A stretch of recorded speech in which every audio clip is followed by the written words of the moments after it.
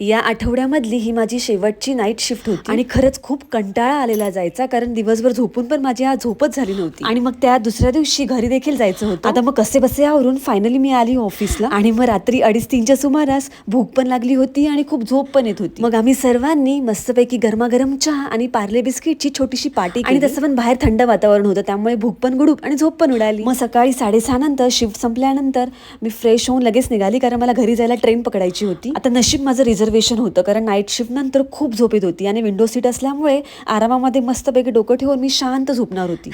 आता पुणे टू मुंबई कधीही प्रवास करा, आपल्याला कधीच कोणतीच ट्रेन कधी खाली मिळणार नाही. आता मग विंडो सीट असली की त्या वेळेपुरतं त्या जागेचं आपल्याला राजाच झाल्यासारखं वाटतं. आपल्या व्यतिरिक्त कोणीच त्या जागेवर हक्क दाखवणार नाही. तसं तर मग दादर स्टेशनवरून इतर वेळी मी एकटीच घरी जाते. मग जर कधी अहोंना सुट्टी असेल तर मग त्या दिवशी ते येतात मला स्टेशनला घ्यायला. नंतर मग सर्वांसाठी थोडासा खाऊ घेऊन आम्ही दोघे मिळून घरी निघालो. चलो बाय.